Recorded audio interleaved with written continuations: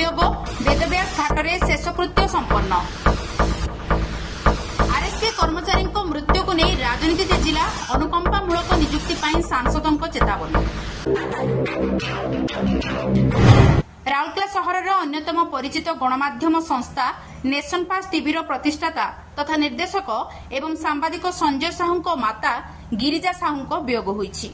शुक्रवार दिन जयप्रकाश हॉस्पिटल रे चिकित्साधीन अवस्था तांकर मृत्यु होइथिला। एहापरे शनिवार दिन वेदव्यास घाटठारे तांकर शेषकृत्य संपन्न होईछि। संजयଙ୍କ पिता गोपाल साहू मुखाग्नि देथिला बेले शेषकृत्य समय संजयଙ୍କ परिवार लोक और आत्मीय स्वजन उपस्थित थिले। स्वर्गत गिरिजा साहू जड़े धर्मपरायणा महिला भावे नयाबजार सेक्टर 21 अंचल में जनाशुना थिले। तेणु तांको वियोग रे अनेक व्यक्ति शोक प्रकाश करिसेंती। गत किछि दिन धरी से जयप्रकाश हॉस्पिटल रे चिकित्सित हेउथिले।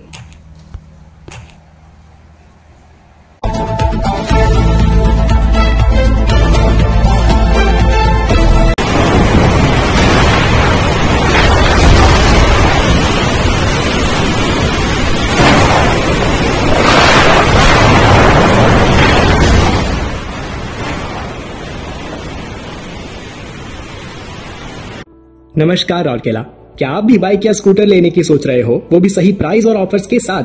तो स्वागत है आपका गुरु गोविंद टीवीएस में। यहाँ के स्टाफ आपको 100% गाइडेंस देते हैं और परचेज से लेकर फाइनेंस की प्रोसेस में आपकी पूरी सहायता करते हैं। गुरु गोविंद टीवीएस आपको ऑफर करते हैं huge varieties of two wheeler जैसे TVS Ronin 225, Jupiter 125, Jupiter 110, Radeon bike, Apache model and many more. अगर बात करें आपके कंफर्ट और सर्विसिंग की, तो यहाँ आपको 100% असिस्टेंस मिलती है।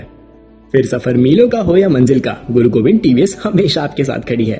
तो देरी किस बात की, अभी आइए राउरकेला के सबसे बड़े टीवीएस शोरूम में और ले जाइए अपने सफर का साथी। Guru Gobind TVS, civil township near STI चौक, ऑपोजिट ऑफ चूड़ा पानी टंकी। जय हिंद ज्वेलरी को आसंतु और पांतु low making charge, lifetime service, easy EMI, free jewellery insurance और लाइफ टाइम सर्विस सहित BIS हॉलमार्क थिबा ज्वेलरी। तेबे आसंतु 72 वर्षर निर्भरयोग्य अनुष्ठान Jai Hind jewellery, main road, Rourkela. गुरुवार पूर्वाह्न राउरकेला इस्पात कारखानार सहर सेवा विभाग रे कार्यरत जने कर्मचारी अंशुघात जनित मृत्यु होइतिबा अभियोग होइतिला। एथिपाई संपृक्त कर्मचारी परिवार जनक नियुक्ति सहित क्षतिपूरण दाबी करा जाइथिला। एने मृतकों परिवार लोके आईजीएस सम्मुख में रविवार प्राय अपराह्न 2टा पर्यंत धारणा रे बसिथिले। अनुकंपा संपर्कित दाबी को बीजेपी सांसद प्रार्थी जुएल ओराम समेत भाजपा विधायक प्रार्थी दुर्गातंती समर्थन करथिले। सूचना मुताबक बुधिया किसान नामक जने व्यक्ति आरएसपी सहर सेवा विभाग रे लैंड गार्ड भावे कार्य करती। गुरुवार दिन से निज घरे असुस्थ होई पड़िबारु तांको आईजीएस रे भर्ती करा जाइथिला। किछि समय परे सेठारे बुधियाଙ୍କ मृत्यु हो जाइथिला। बुधिया सेक्टर 19 स्थित घर नंबर G112 रे रहुथिले एवं 2013 मसिहारु आरएसपी रे चाकरी करथिले। तांकर पत्नीଙ୍କ सहित 2 जण संतान अछंती। आरएसपी रे अनुकंपामूलक नियुक्ति व्यवस्था मुताबक बुधियाଙ୍କୁ नियुक्ति मिलिबार सुजोग नाही, कारण तांकर घरे मृत्यु होईछि बोली कारखाना सूत्रରୁ जणा पड़िछि।